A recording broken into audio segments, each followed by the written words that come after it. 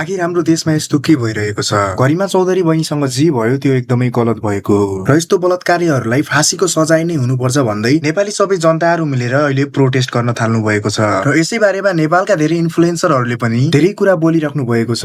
आउनुहोस् कसले के भन्नुभएको छ डिटेलमा हेरौँ है त। सबैभन्दा अगाडि एमआरबी भ्लग र सुरक्षा केसीले के भन्नुभएको छ त्यो हेरौँ। सबैजनाले सानो नानीको घटना सुन्नुभयो होला होइन, अनि मैले पनि सुनेको थिएँ। मैले त हेर्न नि सकेको थिएन फेसबुकमा आएको त्यो भिडियो फोटोहरू होइन, अनि एकदम डिस्टर्ब चलिरहेको छ माइन्ड। अनि नानीको न्यायको लागि चाहिँ भोलि माइती घर मण्डलमा चाहिँ प्रोटेस्ट रहेको छ, अनि सरकारसँग पनि अपिल गर्नु पर्यो। अब आगामी दिनमा चाहिँ यस्तो घटना नघटोस् भने चाहिँ अलिक पक्को खालको कानुन बनाउनु पर्यो यो विषयमा चाहिँ होइन। नेपालमा अलिकति एउटा स्ट्रङ ल नआएसम्म चाहिँ यस्तो घटना फ्युचरमा पनि नघट्ला भन्न सकिँदैन। त्यो मान्छेलाई चाहिँ कडा भन्दा कडा कारवाही गर्न पर्यो मेन कुरा। अनि कानुन पक्को नभएसम्म हाम्रो छोरी चेलीहरू पनि सेफ छैनन्। नानीको जस्टिसको लागि प्लस यो विषयमा चाहिँ हामी सबैजना मिलेर चाहिँ आवाज उठाउन पर्ने जरुरी नै छ। उहाँहरूले जे भन्नुभयो 100% सही नै भन्नुभएको हो। जबसम्म यस्तो अपराध गर्ने अपराधीको लागि फाँसी जस्तो कडा सजाय आउँदैन, यस्ता अपराधहरू भविष्यमा पनि नहोलान् भन्न सकिँदैन। र हाम्रो नेक्स्ट अपडेट छ CR7 होरको तर्फबाट। CR7 होरले पनि यस बारेमा केही कुरा भन्नुभएको छ। उहाँले के भन्नुभएको छ तपाईँ आफै हेर्न सक्नुहुन्छ। त्यो मुख अब 1 मिलियन पुगिसकेकोले मुख पनि छाड्न सक्दैन है, पुगिसकेकोलाई अलिक मुख छाड्न अलिक सक्दैन। तर त्यो रन अब त्यो माया त खातेहरू 3 वर्षको बच्चालाई बलात्कार गर्नु भनेको कस्तो खाते हो यार। त्यो खातेहरू कसम भनेको यार संसारमा यार के इन्टेन्सन के होला यार त्यो केटाहरूको यार, के हो यार त्यस्तोहरू। अरू के होइन कि के होइन होइन, फाँसीको सजाय नेपालमा ल्याउनु पर्छ क्या अब त्यस्तो खातीहरूको लागि चाहिँ। CR7 होरले पनि यस्तो अपराध गर्ने अपराधीको लागि नेपालमा अब फाँसीको सजाय आउनै पर्छ भनेर भन्नुभएको छ। त्यसबारेमा तपाईँको विचार के छ तल कमेन्ट बक्समा कमेन्ट गर्नुहोला। र हाम्रो नेक्स्ट अपडेट छ भ्योमाको तर्फबाट। आखिर भ्योमाले चाहिँ के भन्नुभएको छ आउनुहोस् हेरौँ है त। हेलो एभ्रिवान, नमस्ते सबैजनालाई।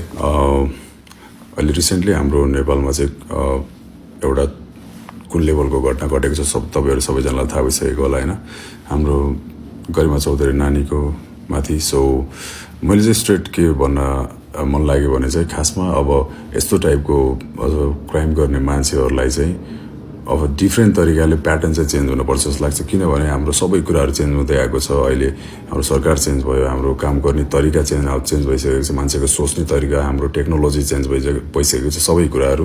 तर हाम्रो सजाय एउटा क्राइम गर्ने यो लेभलको क्राइम गर्ने मान्छेलाई सजाय चाहिँ एउटै किन हुन्छ त?